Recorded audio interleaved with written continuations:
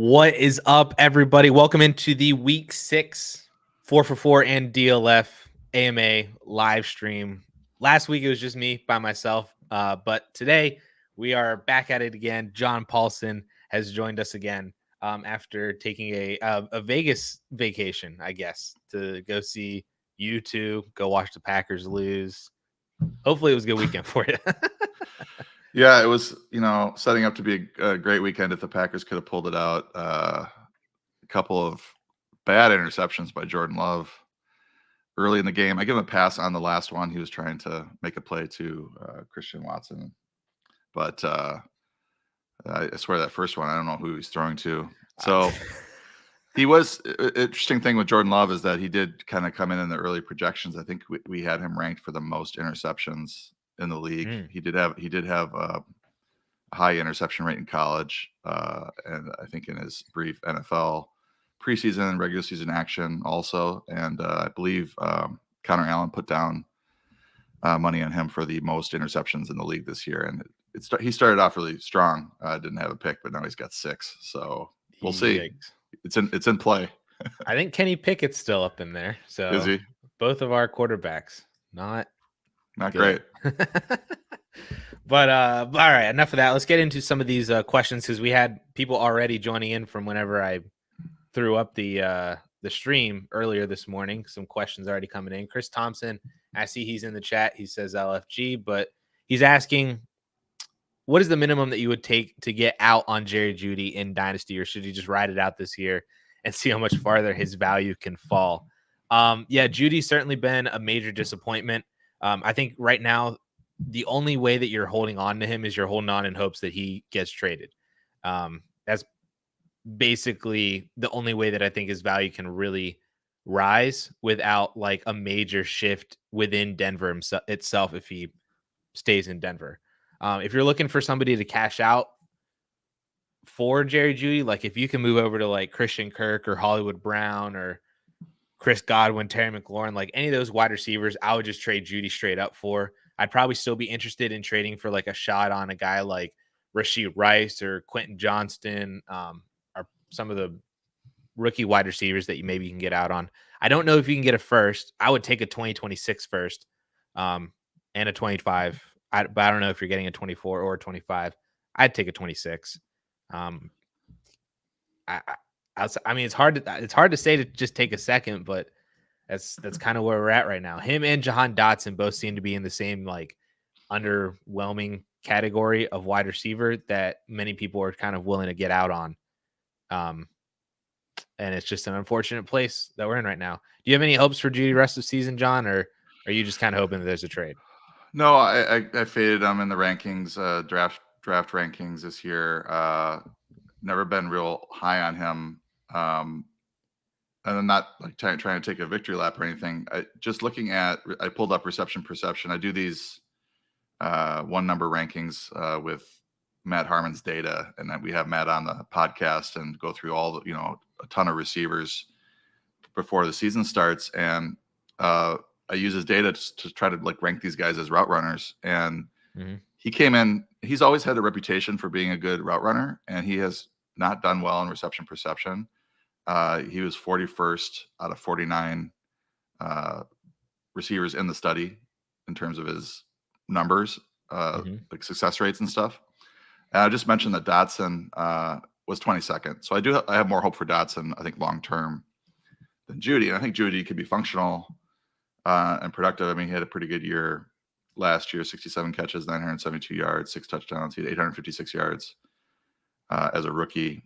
But, he's getting 100 targets last year and got 67 catches, 113 targets in 2020 and got 52 catches. So the catch rates aren't that high. So, right. Yeah, I don't know. He's been kind of a bigger name than, what he's been able to produce on the field so far. He did have 65 yards per game last year. So there's that. Right. Yeah. A lot of that came in not even the second half, like the last 5 or 6 games for Jerry Jeudy last year too. And it seems like that. I feel like that's the track that Jahan Dotson is kind of working his way on. Although, like you said, I think there are better signals early on for Dotson that could indicate a better career moving forward. But these wide receivers, they all just seem very, very similar. And it's just kind of like, which one of these guys can you get the cheapest, because they're all going to do basically the exact same thing, So that's how I feel about Jeudy. We got an interesting. Ryan said that he flipped a late first and Dotson for Jordan Addison in Dynasty, which Jeudy and Addison I feel like have similar value. So maybe you could try and do something like this. I don't necessarily hate that move to just go get Addison. He's going to be probably he has a great opportunity with Justin Jefferson out now to do something. So that's something else that you could do to package Jerry Jeudy and get a upgrade at wide receiver. Try to go get like Brandon Ayuk or somebody like that. What do you think Steve Smith would suggest? Steve Smith killed his value. I think, if you follow Steve Smith, you would trade Jerry Jeudy immediately for a third, maybe even a fourth. D Money says that he has 824 first next year. He's going to need some help. Second year of Dynasty ever. Where does he go from here with all of these firsts? I don't really know what else. Like, you're kind of in wait mode. I feel like if you have that many firsts, like, your team's not all that good. So there's really not much you can do right now outside of just continuing to try to find ways to move short-term assets for longer-term assets if you still have any of them. The fun part would be to try to get the other 4, assuming you're in a 12-team league. They have 12 picks. that would be the fun thing to do. But I feel like you just are in wait mode right now and just see where those all end up, and then do some really good rookie evals. That's basically it. Peter says that he has a 24 first that belongs to a contender league, is top heavy with a large jumble behind the top 3 teams. Is it worth trying to package something to that pick now for a chance to get a much better first? I kind of shy away from playing the game of trying to move a late first for a better first, just because so much can happen between now and then still that shifts where that first could potentially end up and how that team ends up producing. I mean, we just saw like Justin Jefferson going on IR. That could change a contender to being more of a middle of the pack team in a snap like that. So especially like that might be a game that I try to play when we're closer to, Thanksgiving or something like that. When like trade deadlines start happening, if you have a trade deadline in your dynasty league. But since we're only 5 weeks into the season, that's still not something that I typically want to try to mess with because there's still so much football left. So that's kind of I'd probably just hold on to it and then see what happens. Anything else, Paulsen, on that? No, I just did want to mention, you did mention Rashee Rice in the last question, and I just looked up his route participation yesterday. It was really good. Back up to 25 routes out of 48, so over 50%, and snap-wise, 35 out of 71.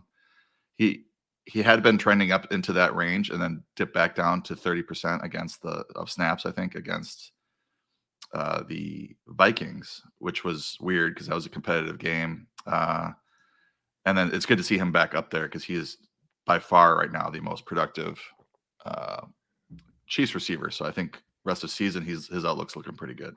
I had a quote in a video that dropped on DLF a couple days ago that said, I would not be surprised if Rashee Rice has an A.J. Brown level second half of his rookie season, like how A.J. Brown did with the Titans. Their bye week, I think, is week 9 or 10. I can't remember. It's one of those two. And I would not be shocked at all if his usage gets drastically bumped up and Mahomes starts looking at him more and more compared to a bunch of the other guys and stops spreading the ball around so much and just really hones in on Rice. I'm so here for it. 4 for 72 on 4 targets last night. So just really more productive. Routes. Yeah. Give me those routes. Jeff hit us with a $5 super chat. Jeff, thank you so much for the support and the question. Let's see what we got here. We got, assuming no Roschon Johnson, Paulsen, how far does Deonta Foreman move up in your running back ranking? Specifically, would you start him over Jerome Ford with no Deshaun Watson against the San Francisco 49ers?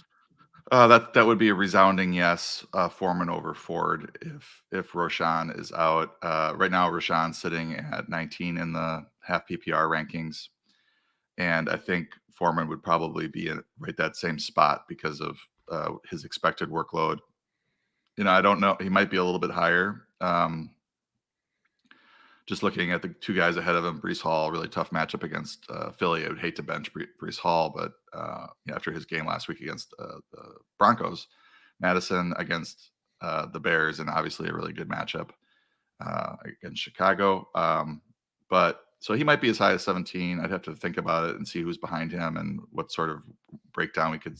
I get a little bit worried about taking these guys that are the backups and putting them too high. But I think with Foreman, we've seen him do it so many times before in 1 to 3 to 5 game spurts where he can come in and just be the lead back and really deliver. So I would definitely start him over Ford given this matchup against San Francisco. What's going to happen with the quarterback situation there? It's pretty ugly. So I definitely would take Foreman over Ford this week if Roschon's out. Yep. I would second that as well too. If you want a little bit more extra confidence in starting Foreman over Ford. I'm looking at the 4-for-4 rankings right now. Y'all got Roschon at RB 19. So if you just plug and play in Foreman, like you said, I mean that definitely means that you're starting him over a lot of other running backs. And yeah. And then, that's with Roschon having to deal with Foreman as his backup. Whereas Foreman, if he's the RB1 and there's no Roschon, who is he losing touches to? Who is the Bears RB4? I was trying to remember who it was. I play that depth chart game myself. Travis Homer, maybe? Travis Homer. And he's not losing carries to Travis Homer. Darrington Evans might be on the Bears too. Let me see. I think he was on the Bears for like a minute, but I don't think he's on the team anymore. Didn't he go down to like Miami or something like that? Oh, that was Jake Funk. That was Jake Funk. Jake Funk. This is like where in the world is Carmen Sandiego, but where in the world is Darrington Evans? According to ESPN, it says Chicago. Yeah, I think he's still on the Bears. So I just don't think it's. I think the takeaway from this discussion is that if Roschon's out, Foreman's going to be. He might push 18 touches. Oh, I was right. Evans agreed to a contract 5 days ago with the Bears after becoming a free agent after terminating his practice squad contract with the Miami Dolphins. Oh, you got there. We got there. All right, but yeah, Jeff, thank you so much for the super chat.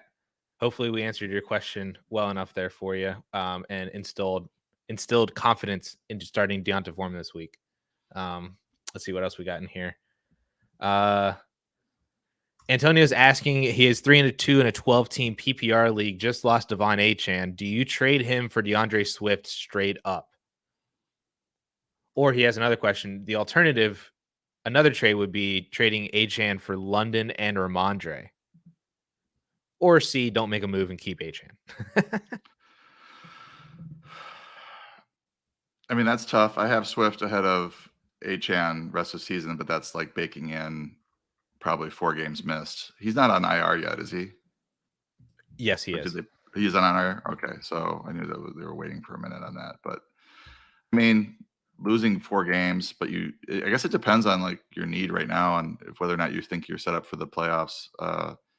Achane was so productive. Do we see that same production or at least mid-level to high-level RB1 production when he returns? I don't know. Mostert still there. Jeff Wilson back. So, Swift's been playing well. So I think, if you need wins now, I might make that move. Yeah, I agree. Yeah, you said he's 3-2. So, I mean, it feels like you might be kind of in desperation mode to start stacking some wins. Because if you're waiting for Achane to come back and he comes back, but you're 4-5, that's what did that help get you? So I think. So would you trade him for Swift or would you do the London and Ramondre deal? I don't have a lot of confidence in Ramondre right now, given the timeshare with Ezekiel Elliott. They've basically, I'm not saying they're giving up on Ramondre, but they're just like, okay, this isn't going well. Let's see if Elliott can do it. And I mean, we're seeing like near 50-50 splits, and that's killing Ramondre's value. So unless you really need a wide receiver 3-4 with London, I would just go with Swift because I think you're getting, low end RB1, high end RB2 with Swift right now. I mean, he's playing really well. Yeah. Great running game, great offensive line. I agree. I'm also taking Swift on that one too. My Ramondre confidence has been waning over the past couple of weeks. He's been getting touches up until last week, but this offense just sucks. So yeah, we thought it was gonna be a lot better with Bill O'Brien at OC, but it's just as bad. Well, Mac Jones is also not good, so right. It hurts. Not to skip over a couple questions, we'll get back to them real quick, but this is just kind of a segue because Yam Baggy was asking about Ramondre. Asking if he's still a good hold in Dynasty or should he try to move for a first round pick. I would sell Ramondre for a 24 first right now. It's mostly because of the lack of confidence in Ramondre in the Patriots backfield, but also he's just in that tier of guys that I'm more than likely am just taking a first for most of them in Dynasty. On top of the fact that New England sucks, Ramondre is not doing well, splitting snaps with Zeke. He himself is I think turning 25 pretty soon, Ramondre, because he was an old rookie coming in a couple years ago. He's already 25. He turns 26 in February. So there's the age starts to get into becoming a factor too. I would take a first round pick for Ramondre in Dynasty. I think he's good. He had some good tackle breaking yards after contact numbers last year and the year before. But this year, 2.76 yards per carry, averaging 37 yards rushing, 17 yards receiving, and then just the snaps are declining from 73% in weeks 1 and 2, all the way down to 50% last week against New Orleans. Although that was a blowout, so that might have been an aberration. Yeah, that's what I'm hoping. But with the way the Patriots are playing right now, there might be a lot of blowouts for them. Peter's asking Elijah Moore's Dynasty outlook. Is it time to move on? I am also willing to move on from Elijah Moore as well. He, I think, also fits into the Dotson, Jeudy kind of just massive tier of all these guys that could be wide receiver 2s, more so wide receiver 3s, but just not producing and kind of underwhelming. It's a rough situation, though, with Elijah because he hasn't had Deshaun Watson for 2 or 3 weeks. Not going to have him again this week. But I feel like if you could do the same thing where you can move Elijah for Christian Kirk or Chris Godwin or Rashee Rice or Quentin John, all those wide receivers, if you could just move off of Elijah Moore to go one of them, if you have to add a third or a couple thirds or maybe even a late second, I'd still be willing to do that too. He's just toss him into that big whole tier of guys. Are you have any confidence in Elijah? I think long term, yeah. He coming out of college really did well over at Reception Perception. The charting Matt Harmon does over there is excellent.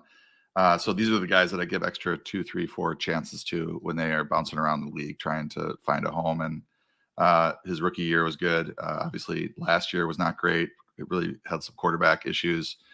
And this year, 7 targets, 9 targets, 9 targets here the first 3 games before injury to Deshaun Watson, 4 targets against Baltimore. So and then they're giving the ball a little bit in the running game too. So there is some hope there, but I was not high on Deshaun Watson heading into the season, given what we saw last year. And I thought that he would shake off some of the rest and be better, and he's been okay in terms of running the ball and getting there fantasy wise. But the passing game doesn't look great, and it's affecting everybody. But he's got, I would say the matchups here after San Francisco aren't bad. Indy, 22nd, just fantasy points allowed to receivers. Seattle, 32nd. Arizona, 26th. So there might be a stretch here where if with Watson's back, Moore wakes up and you might be able to get more for him if you wanted to move on.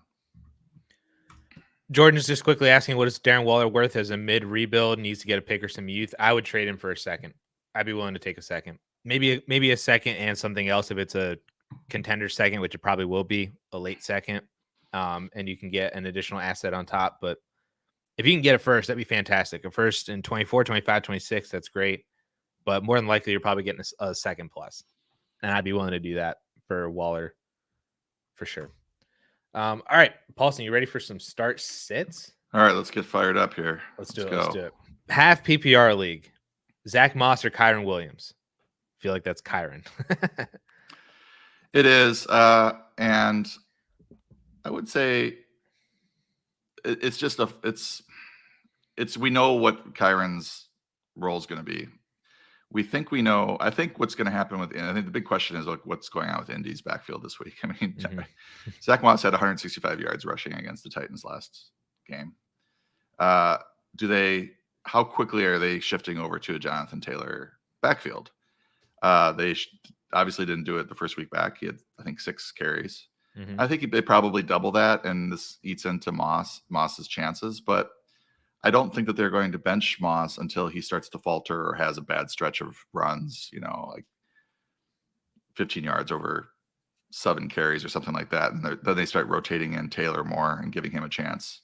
So long story short, Kyren with a great matchup against Arizona, 29th in adjusted fantasy points allowed to running backs. We know what his role is. Zach Moss could certainly outscore him. I mean, he's been excellent, but he's just got this looming Jonathan Taylor figure behind him. just the Jonathan Taylor behind him, that's yeah. And then Jacksonville's second in the AFPA, so it's a little bit worrisome. This Colts offense has been, in terms of running, has been humming. I know there was a DT out, a defensive tackle out for Tennessee last week that led to this huge game for him, but still to run like that on the Titans was really impressive. I think he's an RB2 this week. I think Kyren Williams low end RB1. Yep, I agree. The matchup is fantastic. Kyren's basically a 100%er in the backfield. That's a no-brainer to me. I think is picking Kyren over Moss, and then needing 2 wide receivers between Terry McLaurin, Amari Cooper, T. Higgins, and Tank Dell. Oh boy. Okay, so is Dell back at practice? I was even wondering if Higgins he was concussed, right? Yeah, and I don't Dell was think, in concussion protocol, and then T. Higgins is also dealing with his own stuff. Higgins might be back with a rib injury. We got to keep an eye. Number one, keep an eye on the weather, of course, at this point. But Cooper at 35, McLaurin at 34. These are wide receiver rankings. Well, Cooper just lost Deshaun Watson again, so he's getting passes from PJ Walker. Yeah, I've got PJ in the projection, so I'm assuming that Cooper dropped from about 29 to 35 in that situation. Not a lot of confidence there. McLaurin in the dome probably be more appealing. And then if Higgins is back, I guess you roll with him. Was basically I thought McLaurin was basically a lock out of these 4 guys for me, just given that I feel like he was the safest. And then I agree. I think if Higgins is playing, which it sounds like it's going to be, he was saying that it looks promising that he will, then I'll play Higgins. And then just on concussions, it's 95, 98 times out of 100 that if they get concussed at week X, they are not going to be back playing in week X plus 1. It's such a race to get cleared. It has to be a really mild concussion. And like there's Roshan was one that I was thinking might, because he played on Thursday and had an extra few days to get cleared. And so far I don't think he's back at practice. So it's just really tough to get them back the following week. A trade question: half PPR league. Would you trade Puka, Jordan Addison, and Rashad White for Josh Allen and Michael Pittman? His quarterback right now is Jordan Love, and he's got Chase Amon-Ra and Amari Cooper at wide receiver, ETN, Kamara, Monty, and Swift at running back. So he'd be shifting a couple of his, I guess, maybe not needy positions for Josh Allen and still getting a Michael Pittman back. Oh boy. I mean, this is 2 weeks ago, this didn't look like the huge, the biggest upgrade at quarterback. I mean, Jordan Love was doing really well.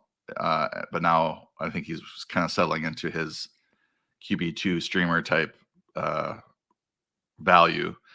So you're getting like a every week starter at quarterback, which is great. Addison's value is going to be increased now. I think people are trying to get Addison because of the Jefferson injury. Puka's obviously still really valuable. Pittman, I think with Gardner Minshew at quarterback, has more value as well because they're going to throw more, and Gardner's a pretty good passer. So you're getting a replacement, I would say, for Addison with Pittman. Mm-hmm. Yep. And then it's like Josh Allen for Puka and Rashad White, and I think that's fair. And that puts like you're going to be depending on Amari Cooper as your wide receiver 3, but you've got options, a lot of good running backs. So maybe you're flexing. I don't know how many receivers you have to start, but you've got 4 starters at running back. Right. So yeah, you're looking strong if you go to Josh Allen and you've got Chase, Amon-Ra St. Brown, and Michael Pittman as your top 3 with Cooper there as well. You're in good shape. Losing Puka, I think, definitely hurts. I think like in a vacuum, he is the best player in this deal. But when you include the other facets of you're really strong at running back, you're still strong with having Jamar Chase and Amon-Ra at wide receiver, and you're just now getting this massive upgrade at quarterback while still remaining strong at, like, you're losing Addison, but you're getting Michael Pittman back, like John said. Like, that's pretty washy. And to me, I think that I would probably do this, and you're just upgrading your starting lineup as much as you possibly can. And then maybe on down the road, you trade some of that running back depth for another Puka level wide receiver back or something like that if you need to, but I feel like right now this is probably a good deal. I would take Josh Allen and Michael Pittman too. Yeah. Here for the memes, back at it again. Every single week, man. We appreciate having you in the chat here and appreciate all the support. He says, let's talk dynasty running backs. Who do you view as the better dynasty asset, Breece Hall or Devon Achane? And I will answer this with a resounding Breece Hall. I don't know if you have any difference of opinion, Paulsen, from a dynasty perspective between Hall and Achane, but I'm taking Breece Hall fairly easily. Yeah, I mean, this Achane emergence has been wild. I don't know how to value these players dynasty-wise. This is, with such a short span, but just intense. Like it's been, Achane has been burning bright the last couple of weeks. At Breece Hall, we've seen, I think, over a longer span, be really good. You just believe in Hall's talent over Achane's? Hall's talent, his production coming out of college was a lot better. He was just a way better prospect. Drafted a whole round and a half higher than Achane as well. He's going to look even stronger, I think, as the further he removes himself from the ACL injury. Plus, like, I mean, I know Dynasty, you don't look at the short term, but like you're getting Hall for the next 4 weeks that you're not getting Achane for. So there's a little bit of a bump from that aspect. But I just trust Hall and his talent a lot more than I do with Achane. Like, I feel like while Achane could be really, really good, Hall has everything that I want in a running back. Achane, I think, is just a product of the perfect type of player for the perfect system, which in no way is bad for Achane because he's going to be in that system for the next like 4 years. So you can't knock him for that. But I just trust Breece Hall so much more than I do Achane. I pulled up DLF's Dynasty running back rankings. They have Hall at RB2 and Achane at RB9. So Hall's been my RB2 all year long. And I did move up Achane as to being a Dynasty RB1 as well, but there's still that difference there. So give me Breece Hall, long-term Dynasty. All right, where did I leave off? There are so many people asking questions. Thank you all so much for asking. We're going to get to as many as we possibly can. But if you really want your question answered, you can toss a super chat and we get to that immediately. But we're going to try and get through as many of these as we possibly can. I can't find where I even left off.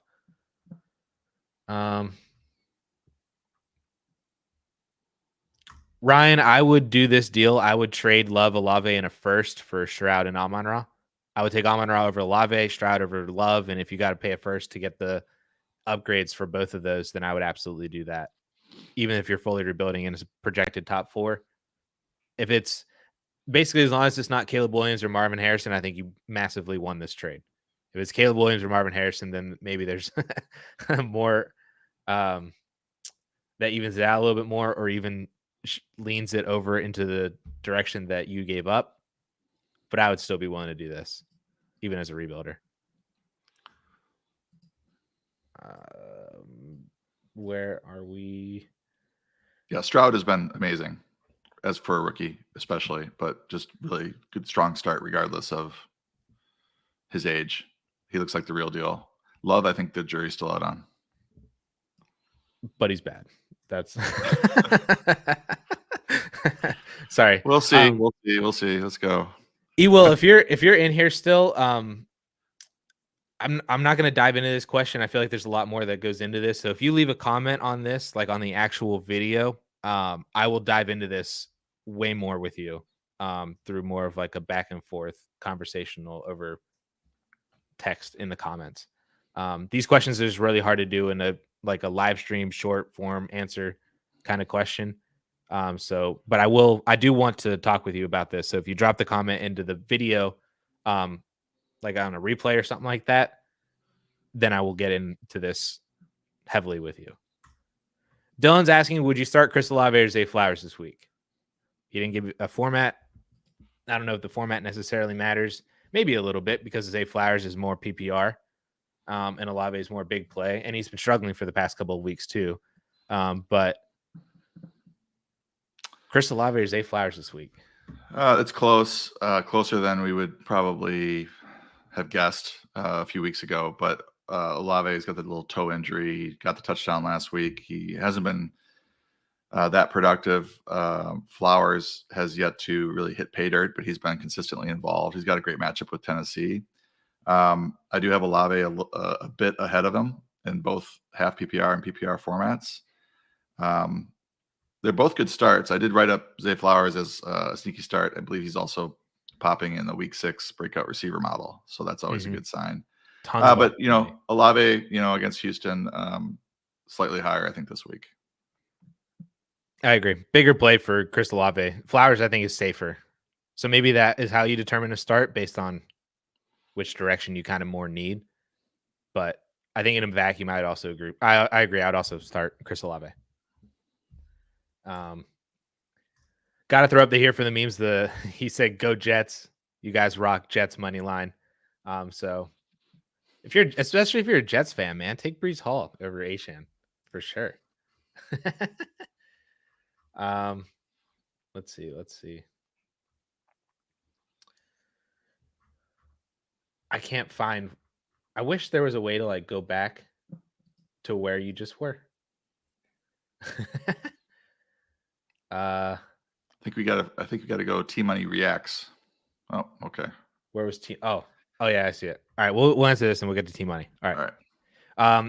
Anthony's been starting Tyler Higbee weekly now with Cooper Kupp now back in the lineup. Should he move on from Tyler Higbee?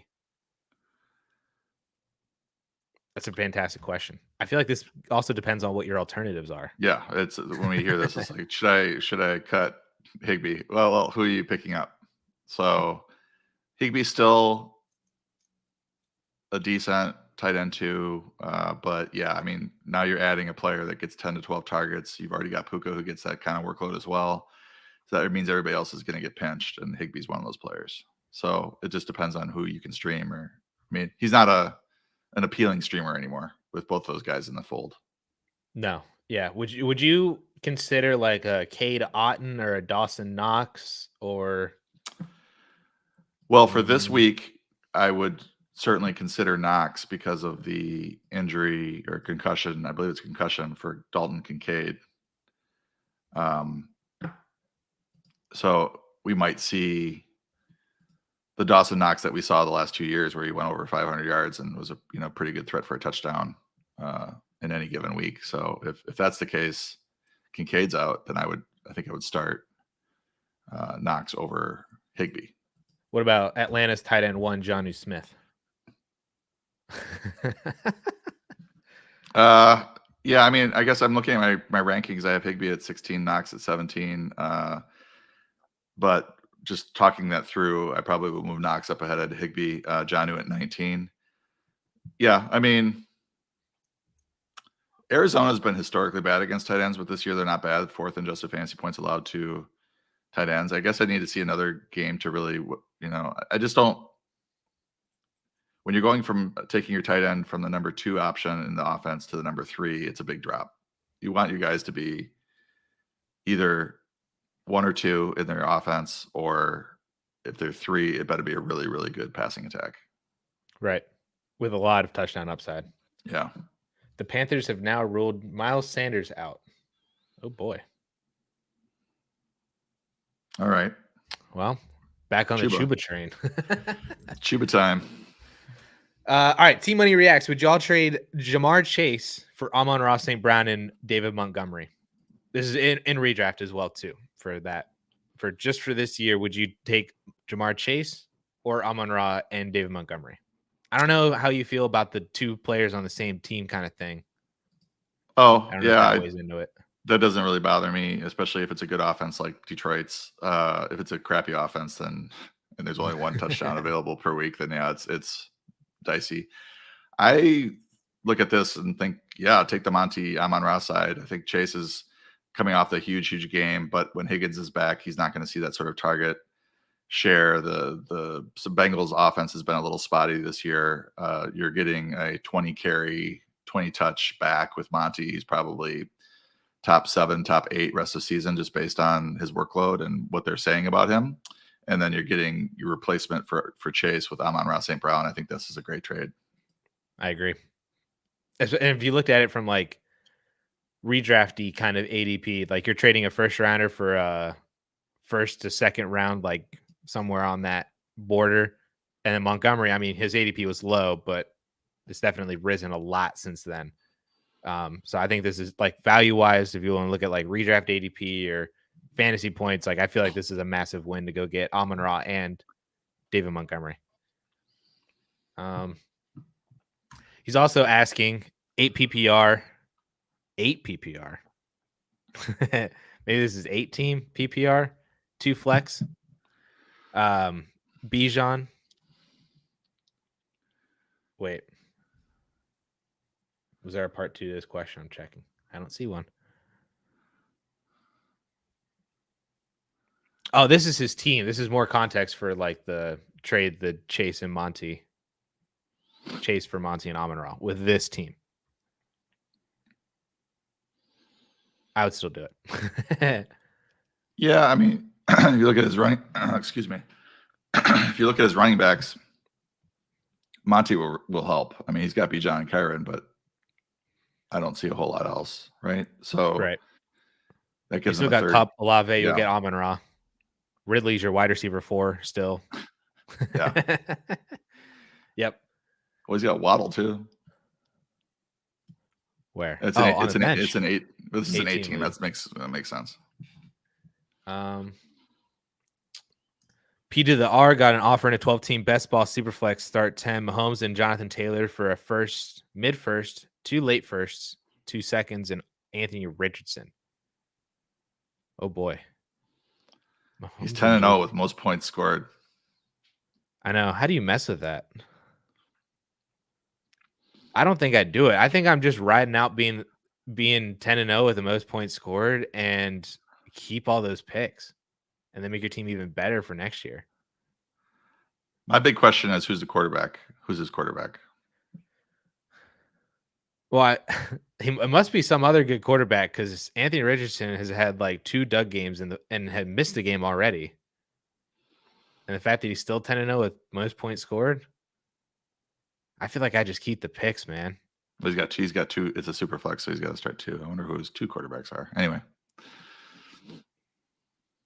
I at the same time I get it though, and I feel like I could just see taking Mahomes and just being like, now I have Patrick Mahomes and Jonathan Taylor. I can't dismiss Jonathan Taylor being part of this, but I feel like if it was me, I feel like I'd just try to piece together something in the super flex, and if your team is that good, keep the picks. Probably how I go about it. Parker, I don't think you paid too much. You traded only a first and 2 seconds for Saquon. I definitely don't feel like you paid too much, especially when it's a 25 first and second and a 26 second. Give me Saquon Barkley in this one. Definitely don't think you overpaid. A lot of dynasty questions. If it's a dynasty question, Here's what we're going to do, because we're going to do some start sits. If it's a dynasty question, if y'all could throw it into the comments of the replay after this, I will answer every single one of them and dive deeper into it with a little bit more time. Connor's asking, in a full PPR league, pick 2 between Drake London, Terry McLaurin, Josh Palmer, Josh Downs, and Jeff Wilson. This is an interesting one here. Start 2 in a full PPR. Okay. I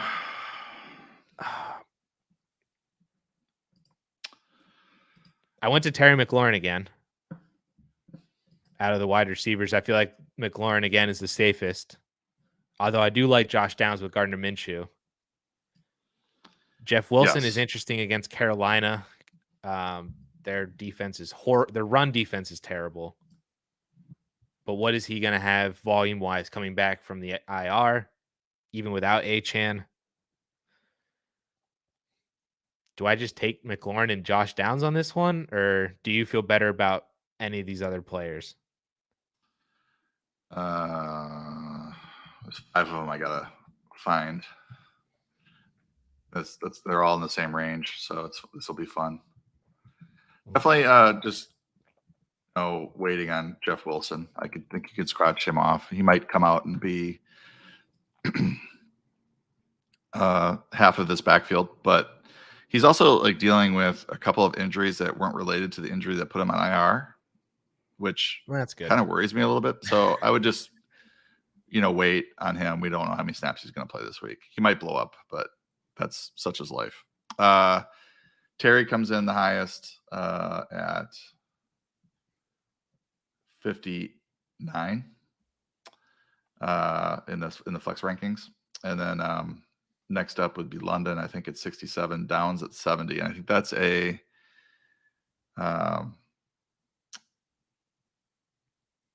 I might describe that as a ceiling floor type situation with London and Downs. I think Downs is safer. London, we've seen goose eggs. We've seen really good games. Mm-hmm. But I mean, Downs, another Matt Harmon favorite coming out of college. So another guy I'm just kind of keeping my eye on. And Addison always favorite as well. Yeah. And has seen a 24, I think 25% target share on the 80-something passes that Gardner Minshew has attempted. Yeah. The only player higher than that was Pittman, 28%. So I think there's a nice floor there with Downs. London is, he's got a nice matchup against Washington. They're 27th adjusted fantasy points allowed to receivers, and they've struggled against wide receiver ones. I did see a tweet about that. So I think it's more of I probably would go London, but I think it's, if you want your, 5 for 50, maybe a bit more, than Downs might be the play. If you're worried about that floor for London, because he just gets lost sometimes in this offense and Desmond Ritter's accuracy. Right. And I could see, there's a narrative here where Bijan and Tyler Algier just run down Washington's throat and London doesn't have all that much. I feel like he's much more touchdown dependent. And I just feel a little bit more secure with Josh Downs. Yeah, like half of London's targets are uncatchable. The moral of the story today is bad quarterbacks are not good for fantasy people. So I would mention, let me just run down the list of wide receiver ones who have gone off against the Commanders. DJ Moore, 8 for 230 and 3 touchdowns. AJ Brown, 9 for 175 and 2 touchdowns. Stephon Diggs, 8 for 111. And then Denver doesn't really have a wide receiver one, but Marvin Mims did go for 2 for 113 and a touchdown. Brandon Johnson had 2 for 66 and 2 touchdowns. So there's a lot of wide receiver points being scored against the Commanders right now.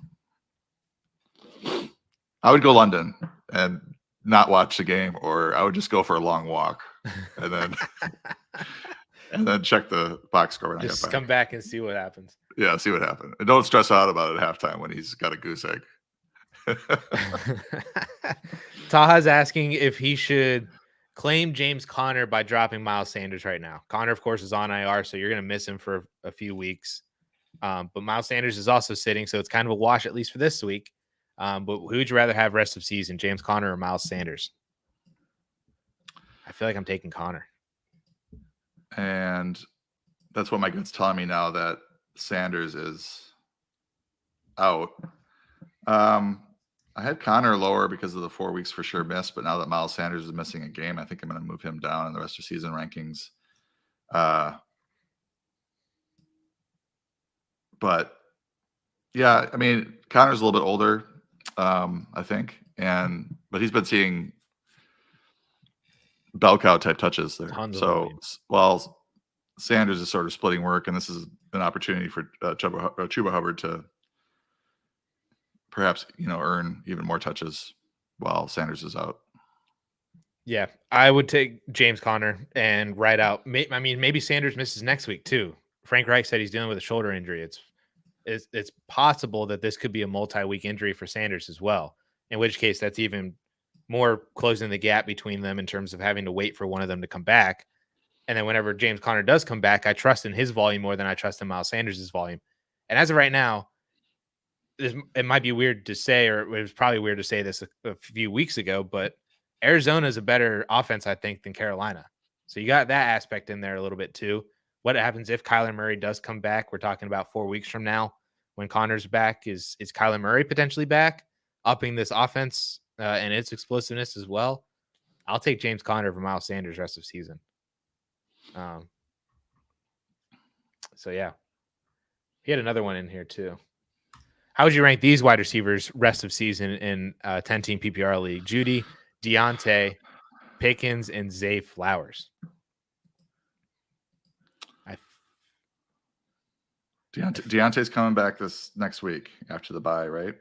Thankfully, hopefully. I think he says he's coming back. I think Zay is my number one, and then Deontay. Yep. And make sure that was Zay Flowers, not Zay Jones. Yeah, Zay Flowers number one.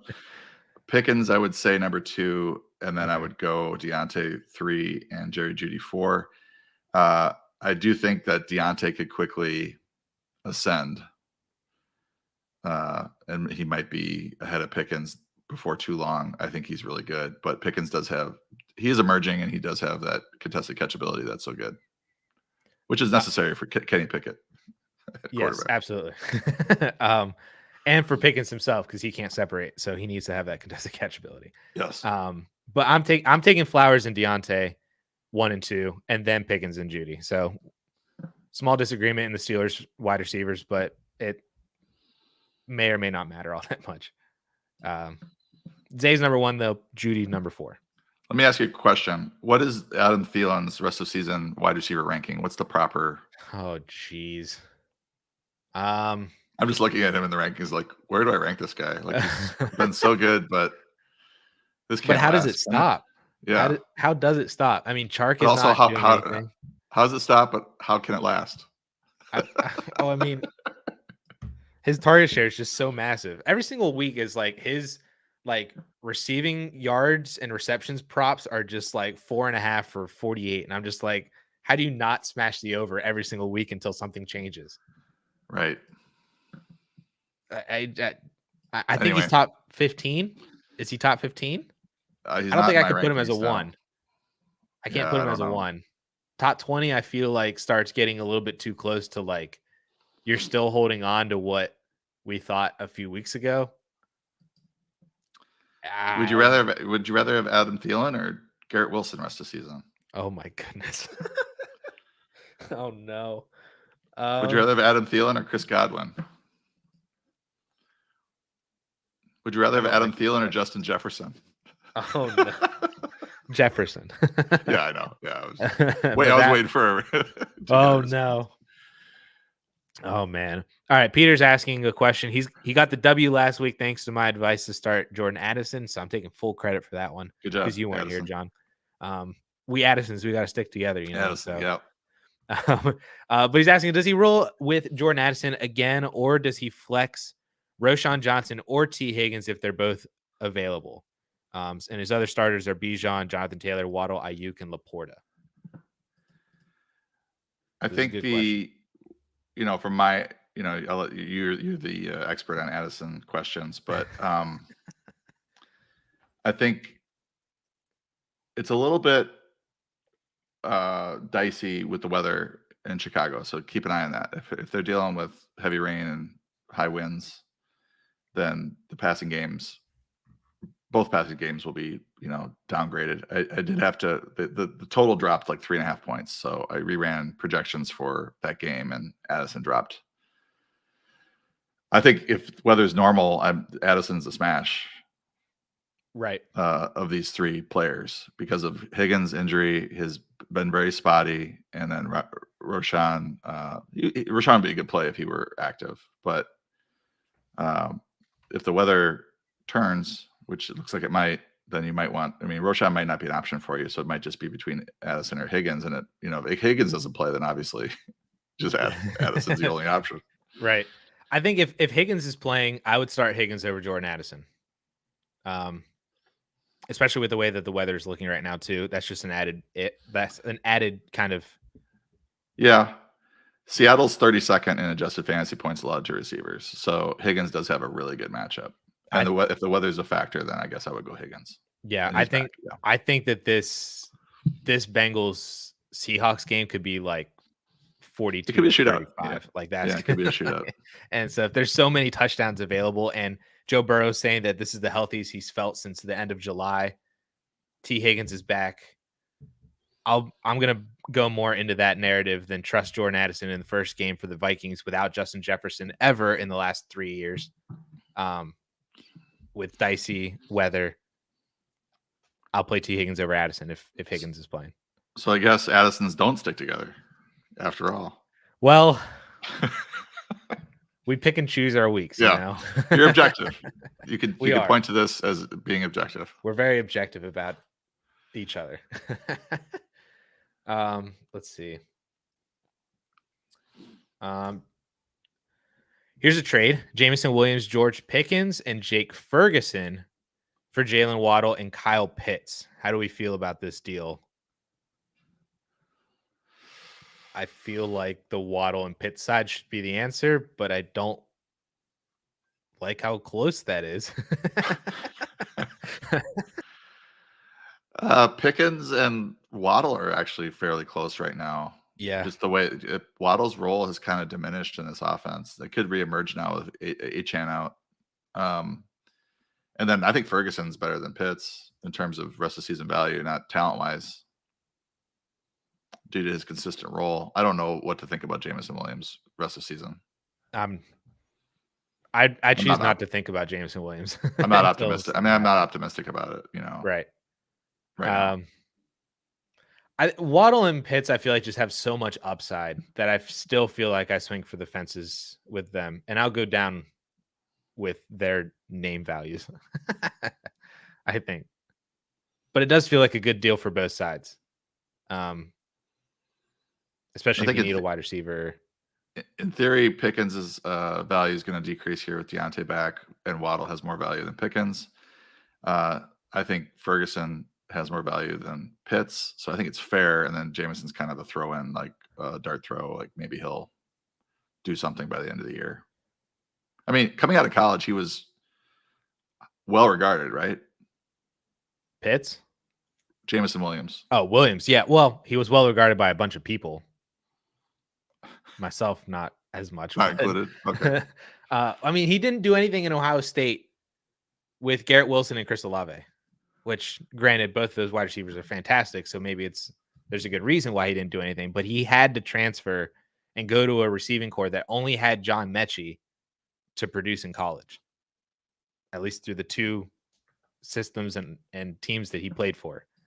And then the injury, and he's got now competing with Amon-Ra St. Brown, now competing with Sam Laporta. Yeah. The team wants to run the ball more, a lot. He did have a pretty good year at Alabama. He had a fantastic year at Alabama. 15 touchdowns. That's why he was elevated so highly. It was because it was like, well, if you're going to be a one-year wonder, that's the one-year stat line that you want to have. For sure. Also at Alabama, too. Right. I'm taking Waddle and Pitts.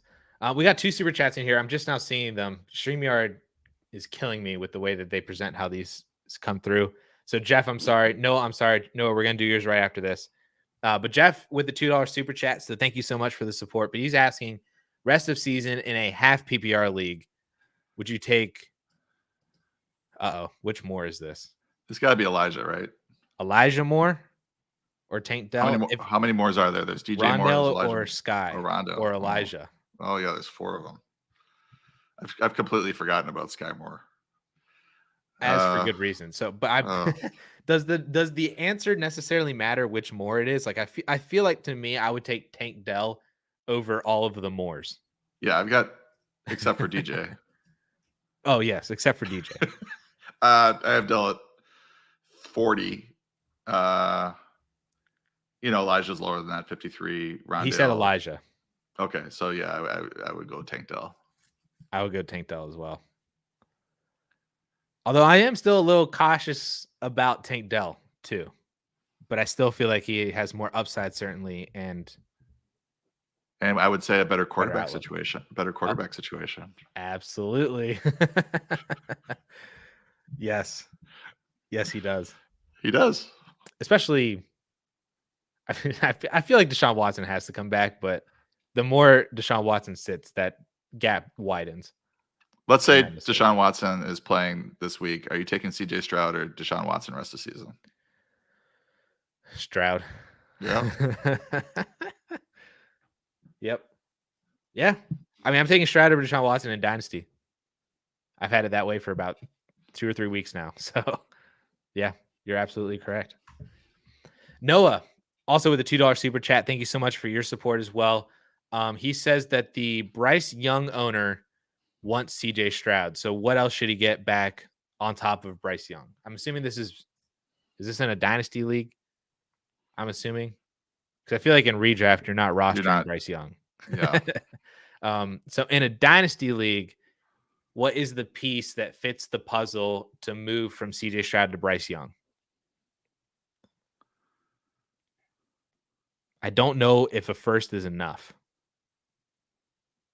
I think it could be enough for a decent amount of people. I just don't know if that's enough now. It matters too, right? That whether or not this is a super flex dynasty versus a one quarterback dynasty. Well, no, are you still? He said super flex right after the super chat. He said super flex. So this quarterbacks have a lot of value. Stroud's like looking really good. Are we at the point now where we can confidently say that Stroud's better than Young? Better, like talent wise? Yes. I'm in on it. I like asking I don't think Carolina is a good litmus test for Bryce Young's. But he's stuck talent there. level. Yes. But the situation hopefully could improve. I mean, the fact that they gave up the 101 to Chicago is going to be terrible, but I mean, they could draft a wide receiver at the 201 and it would still be great. I think you need at least a first minimum. But if you're selling CJ Stroud, boy, I need like maybe a first and maybe even another wide receiver, like a wide receiver 2 kind of player. So I just, yeah. I think you need at least a first and some other player that is kind of ish a first to sell CJ Stroud right now for Bryce Young. That's what I'll go with. If you have specifics about like what his team has as well too, you can drop them down in the comments or drop them into like the comments of like the replay of this, and then we can talk about that more as well too. But that's kind of how I feel about with moving Stroud off for Bryce Young. Jeff with a $2 super chat needs 2: War, the Unforgettable Fire, or Joshua Tree. I'm sure this is going to anger some people wanting us to get to their questions, so I'll maybe answer this quickly. Let me double check my track lists. Why don't you go to the next question, then I'll come back to that one. Okay. Does it pain people even more that I don't know what this is referring to? This is the U2. This is your U2 album. Is this U2? Okay. We're the olds. We listen to U2. I somehow escaped the U2 on every Apple product like 15 years ago. That's what they're known for now, which is kind of sad with the younger generation. Every Apple product? Yeah. Like when they downloaded their album without asking anyone, and they thought it was a gift, but your generation saw it as, what the hell are you doing putting your music on my phone? What do you think? Who do you think you are? What do you think this is? Oh my. I'm gonna go. I'll answer now. I'm gonna go. Joshua Tree, no brainer, one of the greatest albums of all time. And then I'm gonna go Unforgettable Fire because it has Bad on it, and Bad is one of my favorite songs. It's also got a sort of Homecoming, Pride, and some others. War is a really good album, though. I will give props to it. I just love Bad so much. The song Bad. Is that like the Michael Jackson song Bad? It is the U2 song Bad. You should pull it up. Listen to it after as you answer Dynasty questions in the chat. Just throw it on Spotify or whatever you listen to, and listen to Bad. Really good. U2 Bad. I'm trying to find back where we kind of were. Oh, well, Michelle says thank you and have a great weekend. So we hope that you have a great weekend as well too. Spear is asking, should you trade away Lamar for Amon-Ra and Brock Purdy? This is redraft. I'm going to assume that this is redraft. Although it also would make sense in a dynasty league too. But one quarterback redraft. You're getting a top 10 receiver for a downgrade, a perceived downgrade at quarterback. Purdy has been rock solid. You just don't have any rushing yards with him. You do get occasional rushing touchdown, but what are your thoughts? If this was rest of season, I think I would take Purdy and Amon-Ra. If this was dynasty, I'd probably take Lamar.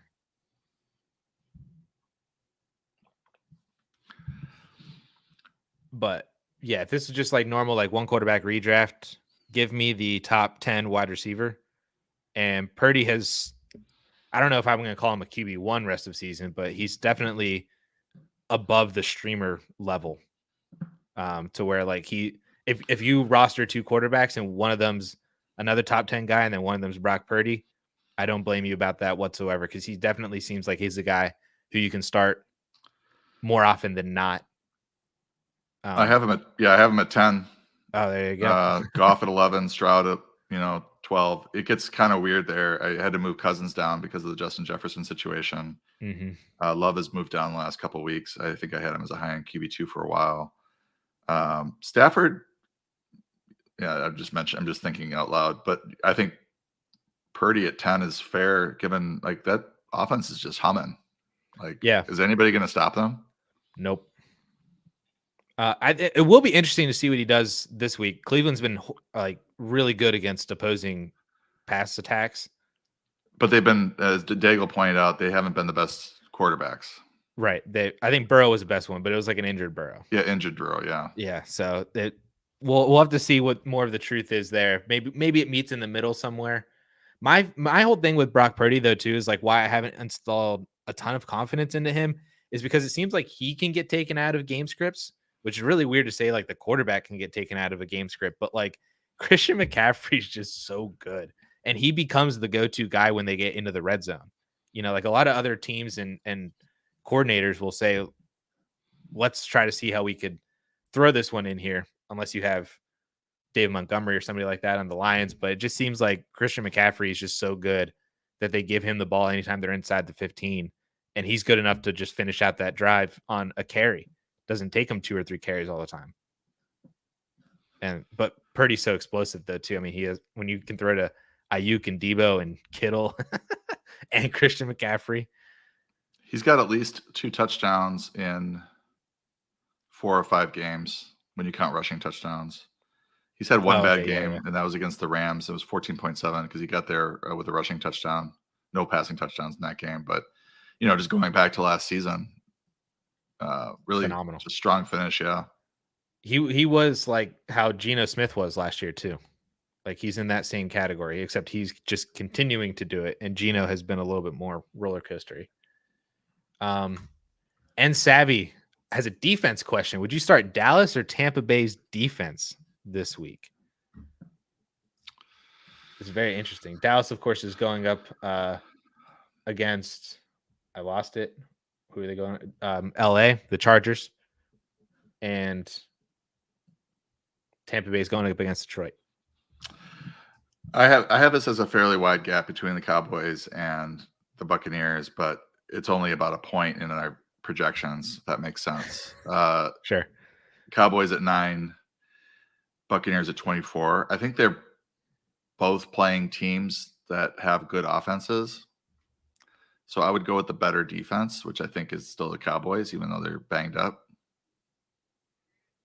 The Buccaneers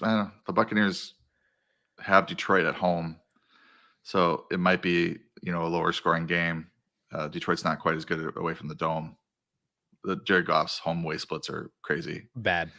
But I think I'd still go Cowboys. What are your thoughts?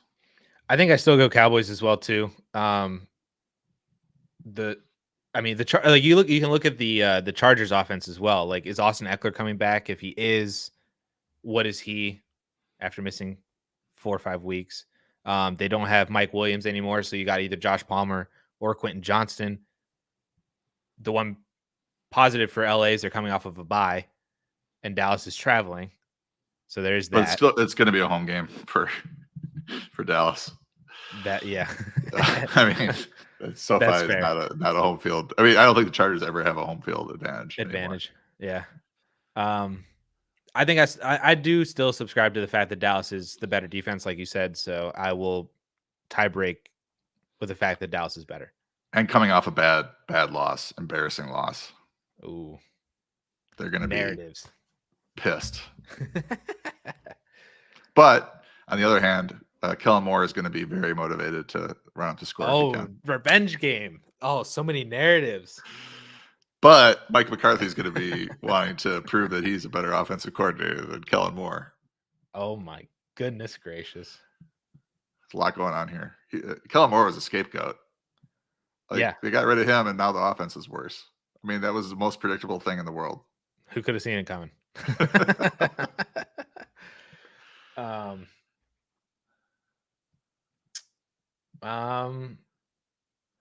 It's one. I didn't even notice what time it was. It's 1:10. You got a few more minutes if you want to answer a few more. I did answer that. I did waste some time with the U2 question. So,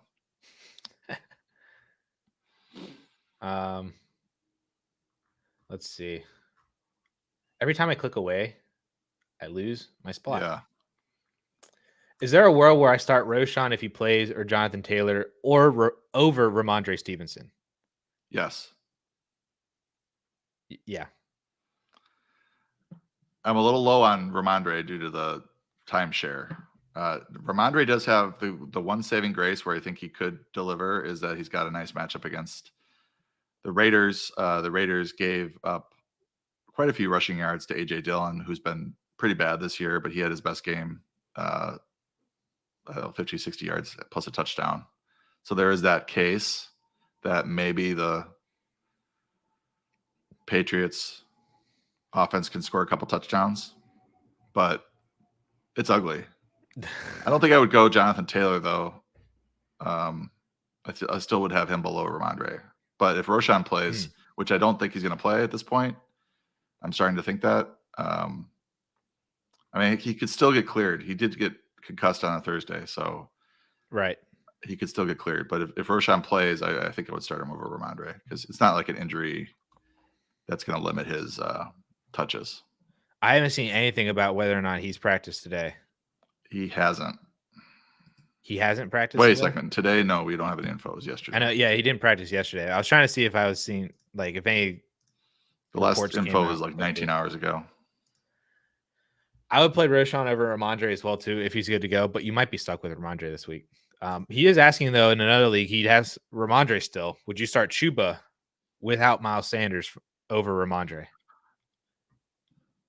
And to that, I haven't updated. I haven't updated the projections. I have to look at Chuba's starts in the past, but they play Miami. My immediate gut feeling is yes, I would start him over Ramondre, but he's probably going to be ranked in that 20 to 25 range. He might be a little bit higher. Chuba. He's had some good games as the starter. Right. Miami worries me though a little bit that they're just going to blow. They're going to. But that could be. I mean, Chuba's a pass catching running back. He could get there as a pass catcher, sure. Right. So I feel like without Miles Sanders, I would play Chuba over Ramondre. It's kind of the same thing like what we were talking about before with Zach Moss or Deonta Foreman, where it was like, if Roschon's out, you're playing Deonta Foreman because he doesn't have anybody else to really compete for touches. Right. Whereas Zach Moss had Jonathan Taylor behind him. Ramondre has Zeke behind him in a really bad offense on the road. You know, I mean, Chuba is also on the road, but less so. Yeah, my gut says that Chuba's going to be in this 19 to 23 range. So yeah, he'll be ahead of Ramondre. Or would you start both of those running backs over Elijah Moore? Both Ramondre and Chuba. Yes, I think I would, given that I would too. No PJ Sean Walker. Watson. Yeah. SMN asked, should he sell Achane for Jerome Ford for this week? No. He's 0-5, but he also has Saquon, Kyron, and DeMarcado. No, I would hope you can get a couple wins here, and then maybe Achane can come back and save your season. How are you Ford I guess he didn't start Achane. He probably didn't start Achane when he had his games, which is understandable. The first one for sure. The 50. He had 50. I had Achane high in that second game, I think. Pretty high. And then third, it was even higher. Bad beats, maybe. I would not sell Achane for Ford. I mean, Ford has a terrible matchup this week.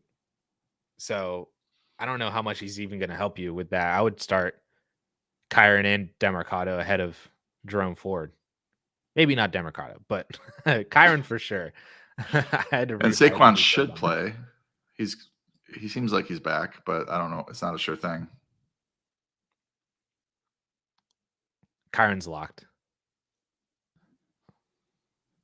I'm not playing Jerome Ford. I'm not selling Achane for Jerome Ford and playing him.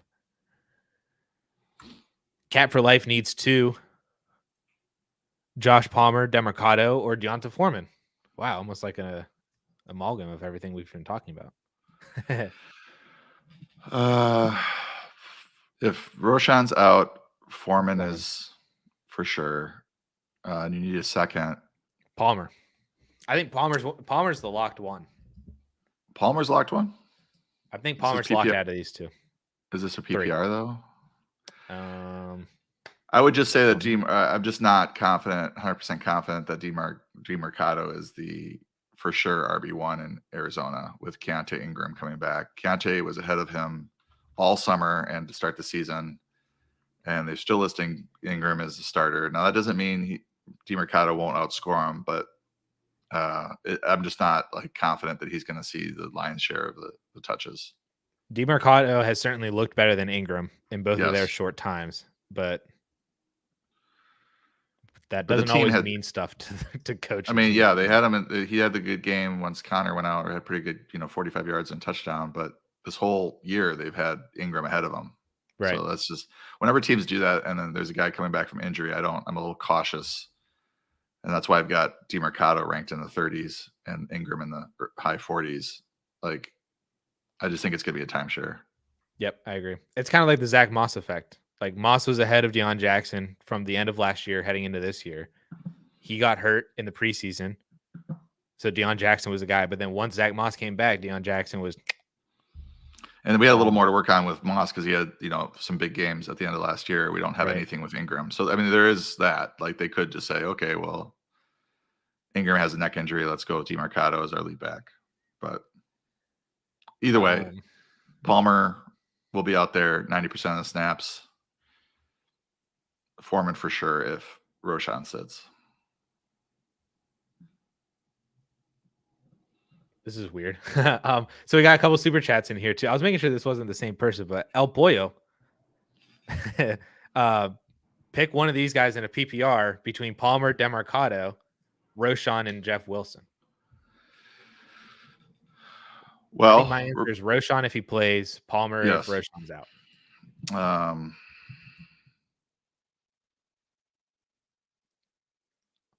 Man, we got another DeMarcado question after this too. Palmer is ahead of DeMarcado. Wilson is just sort of a wait and see. Yeah. So Roschon if he plays, if not Palmer. I agree with you. Boom. Boom. Look at that. Thank you for the super chat, El Pollo. Baby Seal. I don't know how you type this out, but we're gonna go for it. Sometimes I make the weirdest jokes in remarks, but it's all right. Demarcado, Tyjae Spears, or Roshan Johnson in PPR. So we've established Roshan over Demarcado if Roshan's playing. How does Tyjae Spears fit into this equation?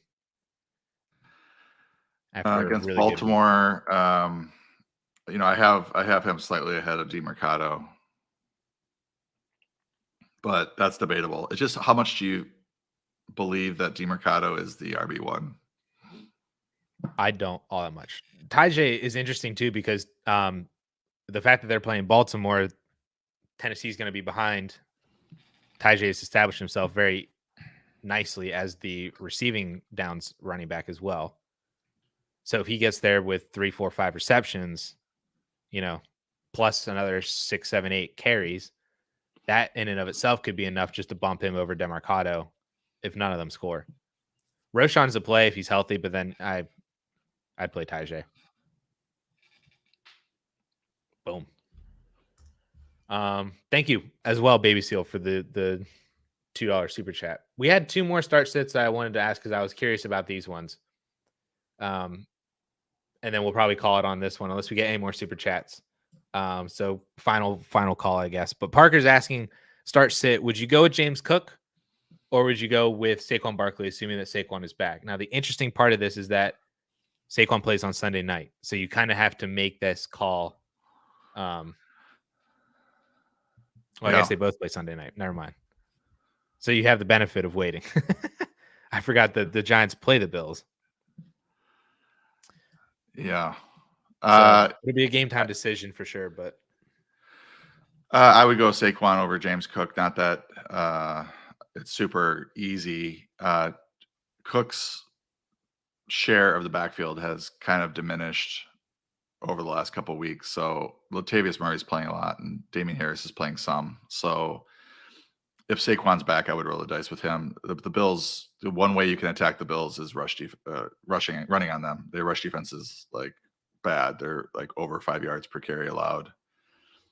Especially without Daniel Jones, there's that narrative that Saquon's going to have to shoulder a lot in order for New York to be competitive here. I would think a lot of handoffs. They lost Matt Milano as well, so it's going to be very. If Saquon is playing, it's going to be very Saquon centric offense. So I would go with him over Cook.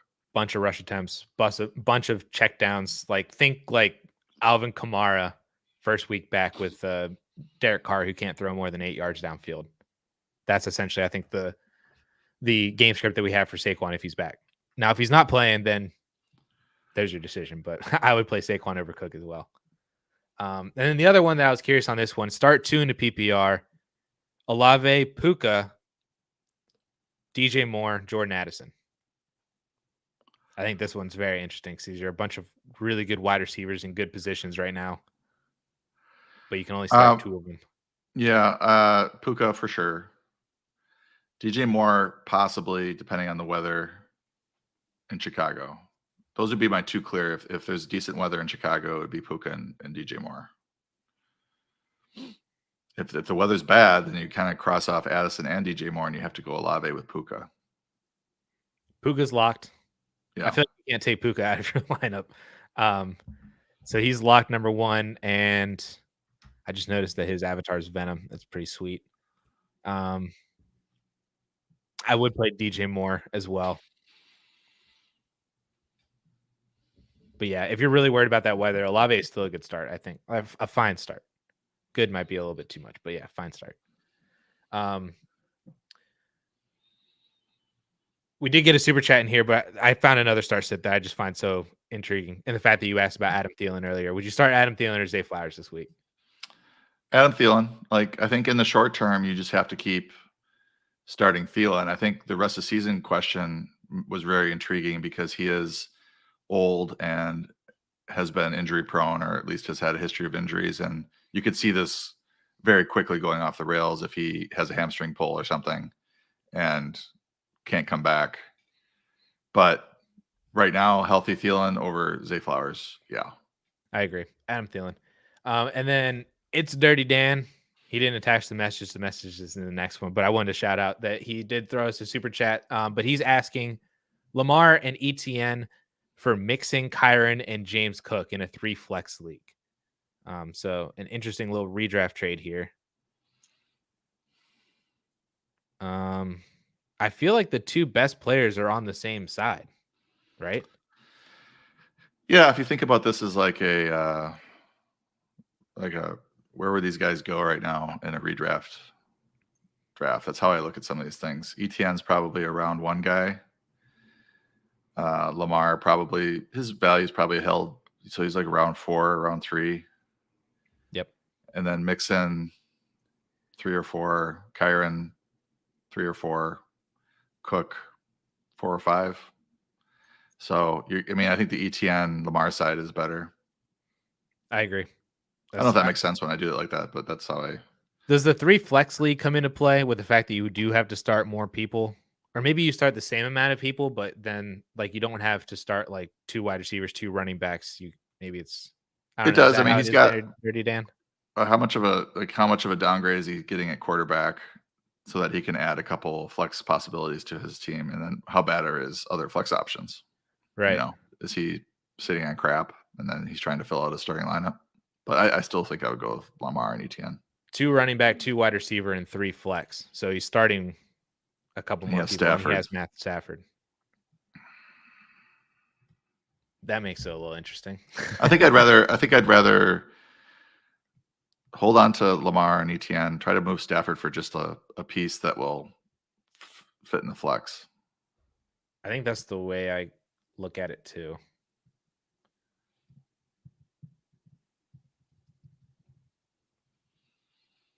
Yeah. I'm sticking with my original thought on this as well too. That Lamar and ETN I think are the 2 best pieces in this deal. So I'll stick with or take Lamar and ETN. All right. There we go. It is almost 1:30. We're gonna call it here.